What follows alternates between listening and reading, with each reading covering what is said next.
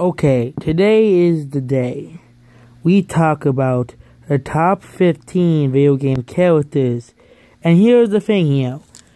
If this was more than one franchise, then the list would be full of Sonic, Overwatch, Mario, and Kirby characters and Pokemon characters. No other franchise would have one character besides those franchises.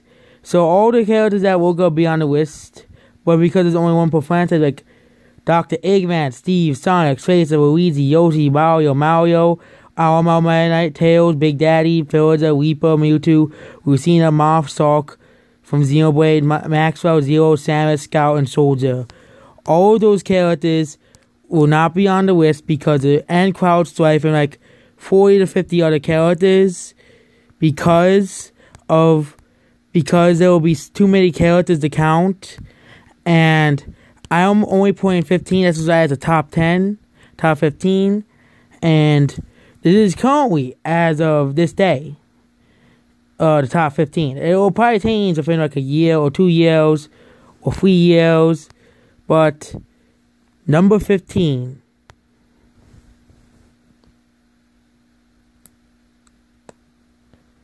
Warning, this is my opinion. If you do not respect my opinion, then go away and do not wonder why you're watching this video anyways. Number 15, GLaDOS from Portal 2. GLaDOS from Portal 2 is one of the funniest characters that Valve has made. Yes, even funnier than some of the TF2 characters. And Portal, she makes jokes at you and she makes you do puzzles, and she's actually a pretty great villain. There are good villains and bad villains. And the most hated characters list, I recognize Versailles as one of the most boring and personality-less villains of all time. GLaDOS is the complete opposite of Versailles. She's entertained and she keeps the game funny, and otherwise, Portal is actually not. Sometimes gets boring because the puzzles are sometimes repetitive, or sometimes you get stuck on one puzzle. Sometimes you just need some entertainment and a world and a place where you're being forced to be tested on, which is Portal. Number 14. Number 14, Pac-Man. Pac-Man is one of the oldest video game characters in history, and easily one of the most iconic. Pac-Man's games usually involve you basically eating all the dots and avoiding the ghosts. This simple but yet cool character, it easily makes the top 15. Pac-Man also is also a pretty cool character in Smash Bros. with a pretty unique moveset, unlike any other scene. Pac-Man also is a very great character, and his game is very fun, called Pac-Man, and is a classic that will be enjoyed by everyone. Pac-Man is one of the oldest and most iconic characters, and I played several Pac-Man games before, and Pac-Man as a game is also always an easy game to play for any age and for anyone. Pac-Man is also a good mascot for Namco instead of anime characters, as Pac-Man is way older and is actually a video game character. Also, Pac-Man is a very, very, very fun game. Like I said that like 5 times already. Number 13. Lara Croft from Tomb Raider. Lara Croft from Tomb Raider is the closest thing Katniss could ever be in a video game. She has survived so many death-defying things and Tomb Raider reboots 1 and 2. She is also extremely acrobatic, able to climb do wall stunts like this that most normal people can never do. She also is one of the first major female characters that actually had a lead role, and kickstarted the main female lead character. Also, Tomb Raider games are very fun platformer games. And the only bad Tomb Raider game is really the one for the PS2, but called Angel of Darkness. But the reboot is good, and the old games are good. And we never could figure out that secret in one of the first games that people have been talking about, but that's a myth anyways, and myths aren't real. So, moving on to number 12. Of course, somebody from TF2 had to become on the list. And that one character is the most iconic character of the game, Heavy. Heavy is one of the all the TF2 characters are funny and good in their own right. All of them are entertaining characters and are very unique personalities, but Heavy is the best because of himself. Heavy is one of the funniest characters of all of TF2, and Heavy likes sandwich, and also Heavy makes very good memes. Memes are the importance and essence of life, and of course he should vote for Heavy in the president's ballot over that Medic, because Heavy does make good arguments, and also in TF2 Heavy has the most amount of ammo in TF2, and is a very good tank character. And in games like Overwatch and TF2, usually the tank characters are the best characters, and Heavy's the only tank character, and he's a very funny character, and he is the most iconic character in TF2. It was either him or the 8 other TF2 characters, such as Pyro, Scout, Medic, and Engineer, and Spy, all also qualified to this list and were very close. Coming at number 11. Okay, when it comes to Half-Life character, there's only one real character that qualifies as this list, and that's Gordon Freeman. Not you, G-Man, not you. Not you. Gordon Freeman, this section is going to be short because there's not really much to say about Gordon Freeman, since he really has not much of a personality, but it's just because of how much of a badass he is. He is able to fight off many of the bad guys in Half-Life 2, which is G-Man and his group and some other groups and all the aliens that he has to fight, and the Combine as well. He's able to beat him with a freaking crowbar. Only Gordon Freeman has the guts to beat every advanced soldier with a crowbar. And he also started the Resistance, which helped defeat the Combine in the long run. But knowing Valve, Half-Life 3 will never be released, which will make every year very, very sad, because Half-Life 3 will never be confirmed. Number 10. In Pixel Media, there has always been intelligent apes. Apes are pretty cool animals. And number 1, people should stop killing them for no reason. Not you, Cranky Kong. We're talking about Donkey Kong.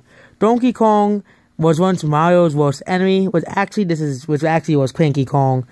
Donkey Kong, the real Donkey Kong, is Cranky Kong's son. And the Donkey Kong that fought Mario was Cranky Kong. Donkey Kong is a very cool ape. He likes rap, and he does lots of cool stuff. He also has a really great games that are the Donkey Kong games. Also, Donkey Kong gets a lot of bonus points for being an ape as well. And he skips the one per franchise list because there's Donkey Kong Country, and those games, despite being hard, are also pretty fun. And the best part is when Donkey Kong has no bananas and the song plays. And Donkey Kong Country is a pretty fun game to play if you have a Game Boy Advance or a Virtual Console. Donkey Kong is also one of the earliest game characters, appearing in 1981, even though that's Cranky Kong, and has been confirmed by Nintendo. Mario is not on this list because some other Mario character, sometimes the side characters are more better, but I'm not going to review his name yet, because that will basically be spoilers for the entire list. Donkey Kong is a very heroic ape that helps save the jungle from bad animals, and especially evil King K. Rool, who tries taking all the bananas for himself. But the reason why Donkey Kong is only at 10 is because Donkey Kong, please just sell the bananas of other animals for once. Number 9. I have played some Fire Emblem games, but I haven't played the one where Roy is from. The reason why Roy is on the list instead of all the other Fire Emblem characters is because of how cool he is in Smash Brothers. Not you. Not that other Roy from that Kooparine. Roy is a very cool character. I've been wanting him to return back in Brawl, but he wasn't in Brawl, and they replaced him with Ike. Ike is an okay character in Smash Bros., but Roy is a far better character in terms of everything. Number 1, Roy's sword turns out, but Ike's does too, but Roy's attacks are more overpowered, and Roy is much more faster than Ike. And Roy is far more cool. It's just the one problem is the Fire Emblem characters to speak English, not Japanese in Smash Bros. There's a reason, either Sakurai was making Roy and Moth Japanese, speak Japanese, or because none of the other Smash Bros. Characters speak Japanese, but those two characters. Also, Roy, his sword turns on fire. Ike's does, but it's way less cool, and Roy has a way far cooler fire sword than Ike. Number 8. Speaking of fire, Captain Falcon is the manliest of man. He beat Chuck Norris and John Cena in a brawl with just his Falcon Punch. He destroyed the entire planet with just his Falcon Punch. Captain Falcon is a legend. He even beat One Punch Man in a duel. His Falcon Punch is so powerful, it destroys the entire universe.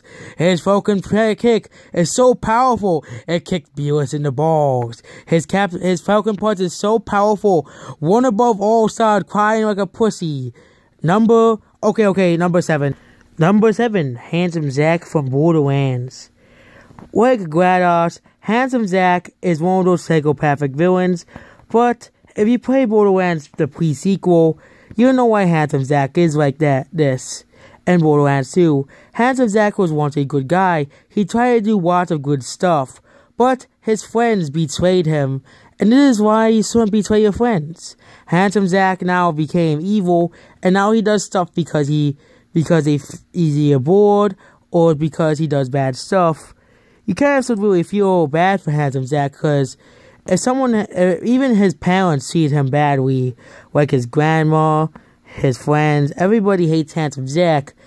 It's just proof that some people need a real world, but Handsome Zack in Borderlands 2, like GLaDOS, is a funny villain. He does lots of funny stuff, and he even named his horse Butt Stallion, and he named it of gold, which also is to make fun of rich people.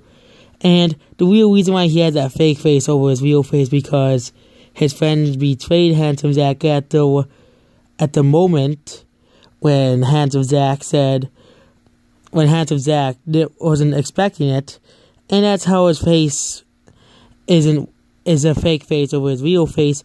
And also in Borderlands 2, Handsome Zack is pretty fun. Not Borderlands 2, the pre-sequel Handsome Zack you can actually play as Handsome Zack in the game. Number 6. What other character keeps Mario going? Bowser. Bowser is number 6 on this list. So Bowser kidnaps Peach, but it's really Peach's fault he gets kidnapped. And on the most hated characters list, I explain why Peach needs to actually try to defend herself, and maybe that's the reason why Bowser keeps trying to kidnap Princess Peach. Bowser actually cares about his minions, and his son, Bowser Jr. He gives homes for all the Koopalings. He gives Bowser Jr. his own toy and his own stuff. He gives roads to his minions. He's actually really trying to take back the Mushroom Kingdom from Princess Peach. And really, who wouldn't blame the guy? Princess Peach stole his rightful kingdom, and Bowser is just trying to take it back. Also, Bowser is a wizard. It's a giant wizard that tries to kill that. And of course, dinosaurs and wizards have always been pretty cool, like Godzilla and T-Rex, and all wizards and dinosaurs are very cool. And also, sometimes Bowser does do stupid stuff. Even Bowser tried taking over the universe, but like in all media, the villains always lose. And if Bowser ruled the galaxy, we would live under more feral rule than Princess Peach's lazy rule with toads that don't really do anything. But the Mushroom Kingdom would be much better rule with Bowser leading instead of Princess Peach, since Princess Peach is one of the most useless characters in all of fiction. Bowser is just another iconic villain like Dr. Eggman and other villains like GLaDOS and Handsome Zack and Ganondorf. Bowser is the most... It was either Bowser, Mario, or Wario, which is also my most played character in Mario Party. Bowser should also be playable in Mario Party instead of ruining Mario Party. And also there was a theory that Mario is just a stage play, and Bowser just plays the role as the bad guy. Because someone has to play the role, and since Bowser is a turtle, he plays the bad guy. And also, in Super Mario 3D World, Bowser is an amazing architect, making very good-looking castles compared to Peach's one castle that is basically haunted because you can go into paintings. Number 5, Master Chief from Halo. Like Gordon Freeman at number 11, Master Chief is just a badass character, and Captain Falcon as well.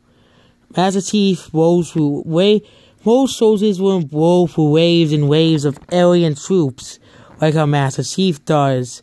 Master Chief just blows over hundreds of troops throughout Halo 1 to Halo 5, and he even defeated it was Ahmed who killed the Prophet of Truth. He defeated the Flood and the Covenant alone and with very little help.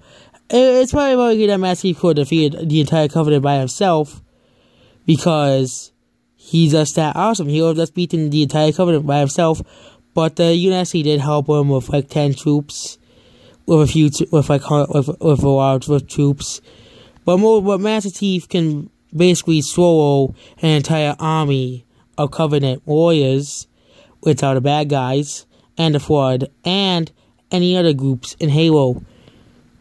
The only thing is that Halo 4, Master Chief is just a cool character from the entire Halo series that is just the same thing as Gordon Freeman. He just finds weapons on the ground more than any other person. So he can and he knows how to use basically all weapons. He could probably use a sword and beat the Covenant still. It's not an energy sword, an actual sword. Number 4. Okay. The Kirby character was an extremely tough decision. It was either Meta Knight, one of the coolest and most badass characters in the game, or Kirby. The reason why I chose Kirby over Meta Knight is because Kirby can just copy any ability. Goku's abilities, copied. Naruto's abilities, copied. Mario's abilities, copied. All of Bowser's abilities, copied. Kirby can steal all of anyone's abilities. And that just makes him so unique as a character. Yeah, Kirby does act childish, but he's just a very unique character. He's one of the few characters that can just copy abilities. Mega Man tried doing it, but he has to steal technology. The only other character that can do it is Ditto, and he is a failed clone of Mew. Yes, I believe that theory. But Kirby is one of the few characters that are known to that can just copy abilities, and that's what he does. He steals abilities, and that's what makes Kirby cool. There's no other game character that can do that, and that's what makes Kirby at number 4. Yeah, so Meta Knight's cool, but copying anybody's abilities, including Meta Knight's own, makes you probably way cool. And also, pink is a very cool color, justifying Kirby better than Meta Knight, despite what the Meta Knight fanboys may say. Number 3. Okay, Pokemon was actually even harder. Mewtwo, Charizard, Greninja, Blaziken, Sceptile, and many other Pokemon. But Greninja is the best of all these Pokemon. Number 1, ninjas are cool. Ninjas are very cool. Ninjas do lots of tricks. And frogs are great animals. There are some bad frogs like Strippy, or actually Strippy's a toad. But frogs are very cool. But if you combine a frog and a ninja, Or I never really thought of that concept, but Pokemon has already done it. Greninja and Frog. Frog and Ninja, which makes Greninja. And also, he does many ninja things. And he's actually pretty overpowered in Pokemon himself, being even banned from competitive Pokemon, which is something that very few Pokemon have ever done that are not legendaries. Also, I saw Pokemons.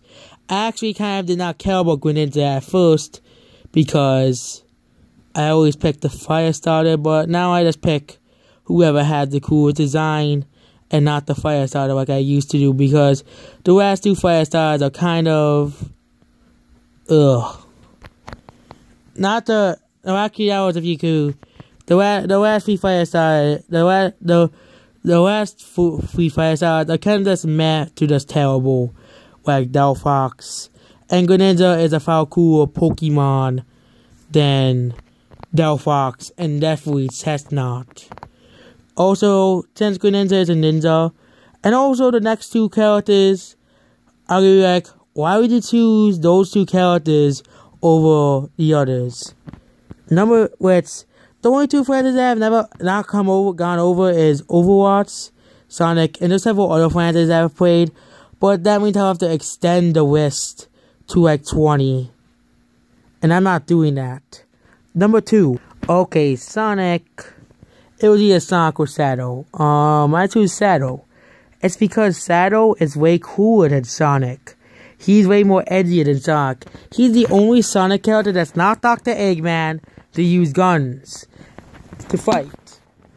And Shadow the Hedgehog, most people usually hate that game because Shadow uses guns, but it's actually pretty cool because Shadow the Hedgehog is a much more darker game than Sonic. I haven't played Shadow the Hedgehog, but the fact that he uses guns instead of the normal spin dash, and this list is also that sometimes it's just based off design. And Shadow is way cool, looks way cooler than Sonic. Shadow is the ultimate edgelord, and it's of course Shadow, who is of course the dank MOG version of Shadow, and basically Shadow is way cooler than Sonic. Shadow is pretty much similar to Sonic, has all the many similar qualities like Sonic, but he's just cooler than Sonic. And number 1, which will be a controversial pick, but you'll have to listen to number 1.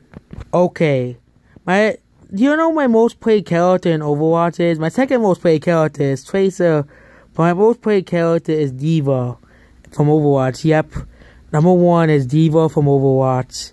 And number 1, D.Va is the most mobile character in the entire game. I don't care what the Genji fanboys say. The fact that you use a mech to move around is why I should play Titanfall, because that's basically the entire game.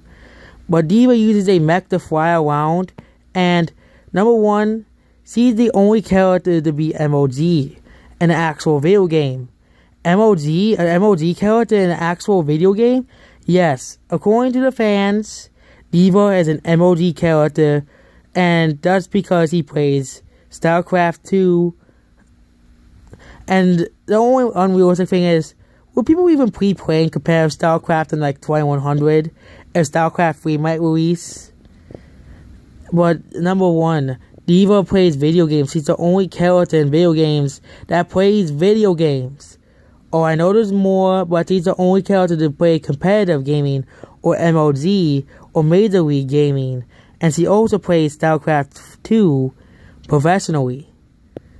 And she's also from Korea, which South Korea is a pretty great country. Way better than that fat man ruled North Korea. And D.Va currently is my most played character in Overwatch. And like look at my Overwatch stats, it said 53 hours compared to Tracer's measly 16 hours of gameplay. D.Va also is just MOG. MOG is best. If you do not like MOG, then why are you watching this video?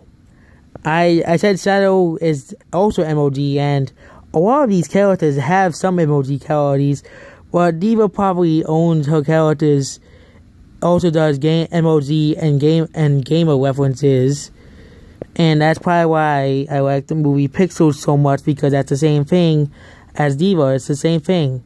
There's lots of competitive gamer references and Pixels, and that's basically the top 50 most favorite characters. Of course, there are tons of honorable mentions, and if this wasn't one per franchise, the list would be basically the list would basically be 5 franchises: Sonic, Overwatch, Mario, Kirby, and Pokemon. No other characters will probably be on the list, probably besides Captain Falcon and Handsome Jack. So basically, and Overwatch, it was a pretty tough choice as well. And that's basically, Overwatch was a pretty tough choice. There was Tracer, Genji, Reaper, Winston. There's so many cool characters in Overwatch. It was basically like picking a making a character in Overwatch is basically like picking a piece of paper out of like 20 pieces of paper, because you have to choose one. And I just chose the most coolest and MOD character out there. And don't complain because Link isn't on this list, or a character you don't like is on your list. Let's make your own list, and instead of complaining that, oh, so-and-so should be on the list instead. So-and-so should be on the list instead. Let's make your own list instead.